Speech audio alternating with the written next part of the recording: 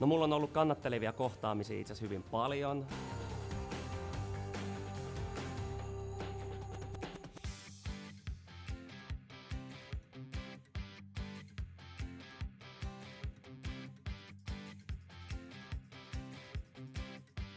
Meillä ei ole varaa niin kuin jättää yhtäkään lasta yksin.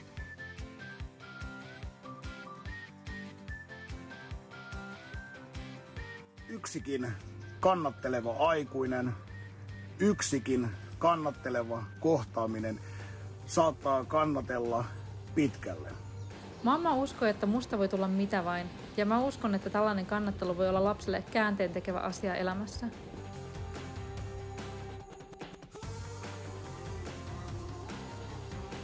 Kiitos heille siitä.